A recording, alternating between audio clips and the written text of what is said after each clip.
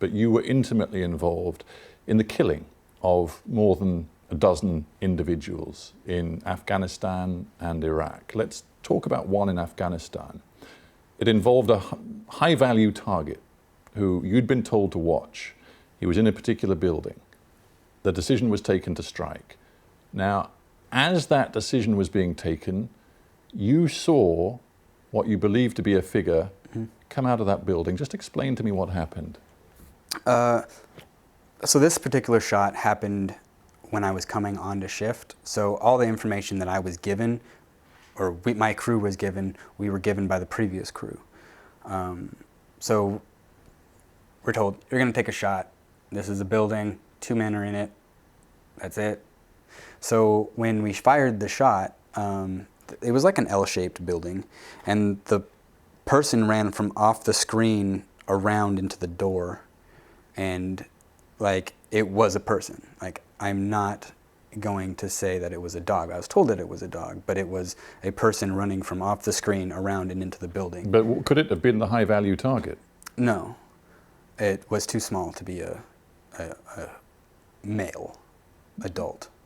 You suggesting to me it was a child? Yes, I believe it was a child. So you see this on the big close-up on your screen. Do you at that moment have the capacity, the ability within the system to divert the missile which has already been launched? If there was more time, probably, but there was less than 6 seconds left on the clock. So what did you do? Maintain target. Like, I asked the pilot what that was, and he's like, it don't matter. Like, they didn't care. They didn't care at all. There was no sense of compassion or caring or understanding. It was, oh, that's a tragedy. We'll just cover it up. I don't think at the time I was able to think. I was so shocked. It wasn't until I just asked, what was that? And it wasn't until afterwards, after the missile hit, I was like, did we just kill a kid? Like, you know, the shock, like, there's no recoil, there's no anything to say that we've done a shot. It's just click, click, click. We began this interview talking about that word accountability. I just wonder, after an incident like this, where, you know, the unexpected happens, the pull trigger signal is given, the missile goes off, and then you, responsible for the cameras, see what you believe to be a child right on target. What sort of post-strike investigation, accountability is there? None. Really none. The only time that people got investigated was if they crashed an aircraft that I know of directly. Though there are incidences, you know, that have been reported where friendlies have been killed or civilians have been targeted.